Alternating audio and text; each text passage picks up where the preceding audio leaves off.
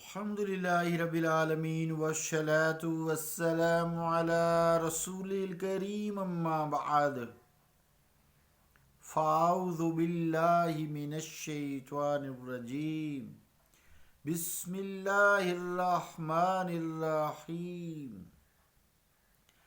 كنت كنزا مخفيا فأحببت أن أعرف فخلقت الخلق صدق اللہ العظیم و صدق الرسول الکریم۔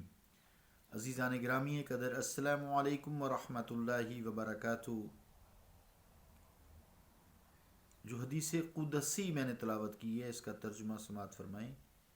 میں چھپا ہوا خزانہ تھا، میں نے پسند کیا کہ میں پہچانا جاؤں، پس میں نے مخلوق کو تخلیق کر دیا۔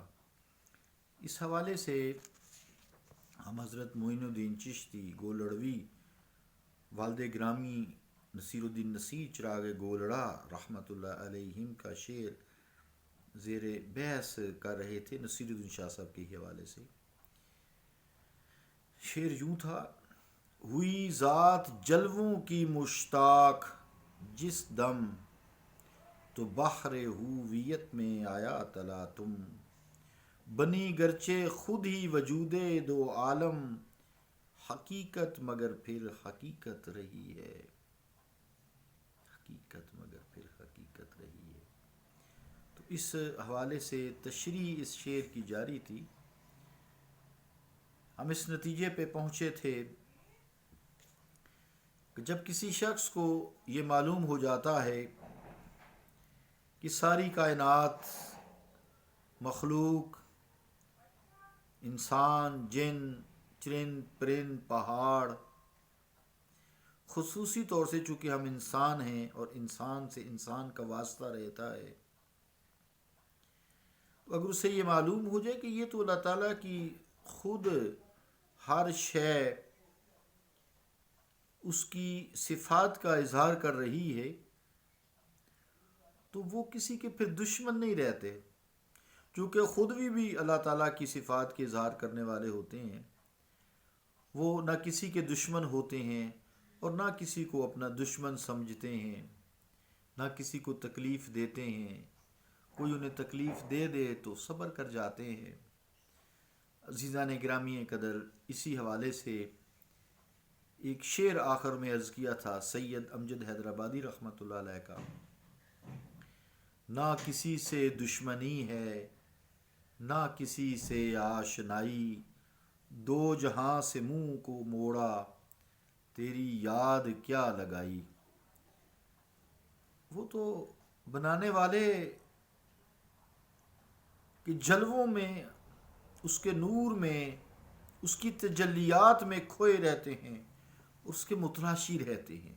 کل یوم ہوا فی شان، وہ ہر لمحے، ہر آن، ہر گھڑی ایک نئی تجلی سے جلوہ افروز ہوتا ہے۔ وہ تو بس اس کی شان جلوہ ہی کے متلاشی رہتے ہیں۔ تو جو شعر ہے مراد یہ ہے، سارا یہ بات پیچھے رباعیات بھی پیش کی، اشعار بھی پیش کی، مراد یہ کہ دوسری اشیاء کی طرح انسان کو بھی اس بازار وجود میں نمائش کی خاطر بھیجا گیا ہے۔ کس کی نمائش کی خاطر؟ اللہ رب العالمین کی صفات کی نمائش کی خاطر، اور صفات کا اظہار کرتا ہے اور ذات کی عبادت کرتا ہے۔ ہر چیز اسی کی تسبیح کرتی ہے۔ وَإِن مِّن كُلِّ شَيْءٍ إِلَّا يُسَبِّحُ بِحَمْدِهِ وَلَٰكِن لَّا تَفْقَهُونَ تَسْبِيحَهُمْ۔ ہر چیز اسی کی حمد بیان کرتی ہے، اسی کی شان کا اظہار کرتی ہے، اسی کی تعریف کرتی ہے، لیکن ہم ان کی تسبیحات کو سمجھ نہیں سکتے۔ تو عزیزان گرامی قدر، جب سب کا مرسل ایک ہے اور ان ساری مصنوعات کا صانع ایک ہے، یعنی اللہ رب العالمین ہے، تو صرف یہ سمجھ کر ہم آخر ایک خالق کی مخلوق اور ایک صانع کی مصنوع ہیں۔ ہمیں ایک دوسرے سے رشتہ اخوت برقرار رکھنا چاہیے، کیونکہ مقصد ہمارا ایک ہے، اظہار صفات کا اظہار کرنا۔ اسی مقصد کے لیے ہمیں تخلیق کیا گیا ہے۔ اور دوسرا مقصد اللہ تعالیٰ نے انسانوں اور جنوں کو کہا ہے: وَمَا خَلَقْتُ الْجِنَّ وَالْإِنسَ إِلَّا لِيَعْبُدُونِ۔ میں نے انسانوں اور جنوں کو اس لیے پیدا کیا کہ وہ صرف میری عبادت کریں اور کسی کی نہیں. نبیوں نے بھی یہی کہا ہے فاتقوا اللہ واطیعون، بس تم اسی سے ڈرو، ہماری اطاعت کرو. اطاعت کیا ہے؟ سارے نبیوں کا ایک ہی سبق ہے کہ لا الہ الا اللہ، اللہ کے علاوہ کوئی عبادت کے لائق نہیں ہے. تو عزیزان گرامی قدر، اس لیے ہمیں اللہ رب العالمین نے ہر کائنات کی چیز کو ایک رشتہ اخوت میں پرو دیا ہے، اور ساری کائنات کی جتنی بھی چیزیں ہیں وہ انسان کے لیے تسخیر کر دی ہیں. قرآن میں یہی کہا ہے یہ اس کی مدد کرتے ہیں، انسان کے لیے متاع ہے، انسان کے لیے تسخیر کر دیے گئے ہیں تاکہ انسان اس سے دنیا میں فائدہ اٹھا سکے. اس لیے جب ہم ایک محبت کے رشتے میں، رشتہ اخوت میں پروئے ہوئے ہیں تو ہمیں ایک دوسرے سے محبت کرنی چاہیے. میرے اس میں سب ہم مخالفتوں پہ سارا دن گزار دیتے ہیں، اور جب انسان اپنے اپنے گریبان میں جھانکتا ہے پھر سچی بات ہے نفس لوامہ اسے بتاتا ہے کہ تو نے یہاں یہاں یہاں یہ کام کیا ہے، محبت تجھے کرنی چاہیے تھی، تو نے نفرت کے بیج بوئے ہیں، تجھ میں کیا کیا خصوصیات اچھی ہیں، کیا کیا خصوصیات جو ہے خراب ہیں. نفس لوامہ اگر متحرک ہو تو جسے کہتے ہیں نا سیلف اسیسمنٹ چیک بیلنس، انسان نے نفس لوامہ کی شکل میں لگایا ہوا ہے جو گناہوں پہ ملامت کرتا ہے.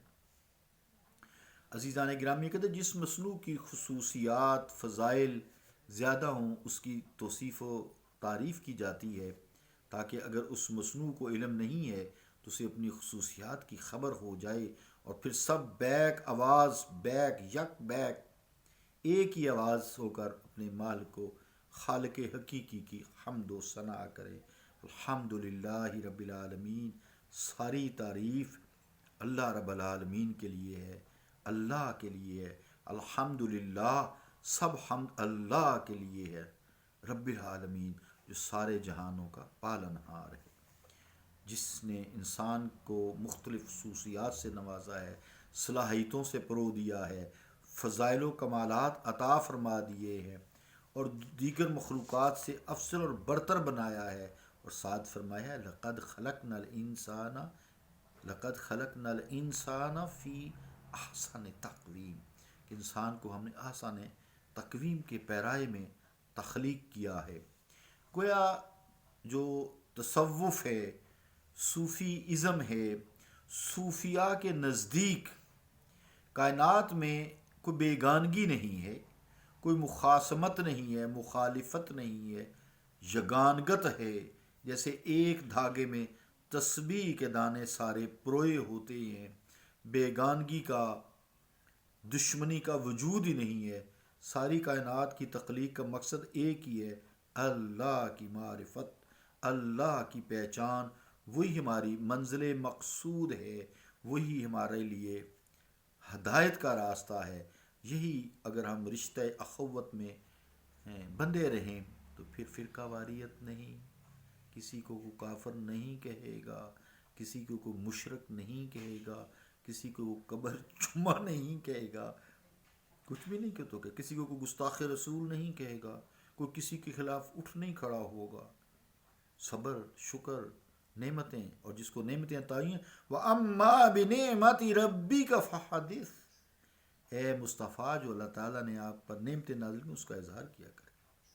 تو جب وہ اظہار کرے گا دوسرے حسد بغض کینہ نہیں کریں گے، نفرت نہیں کریں گے.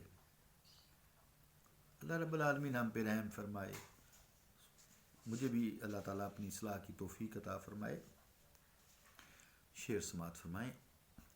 در حیرتم چرا خصومت با کفر و دین، از یک چراغ کعبہ و بت خانہ روشن است.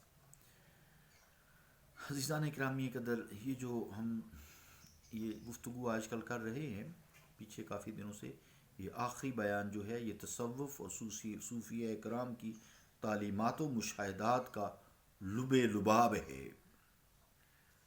تو انشاءاللہ تعالیٰ میں یہاں سے کل پھر آگے بڑھوں گا. اللہ تعالیٰ وقت پورا ہوا، دعا فرما دیجیے گا. میری طبیعت بھی ٹھیک نہیں ہے لیکن میں اپنا کام وقت سے جاری رکھے ہوئے ہوں.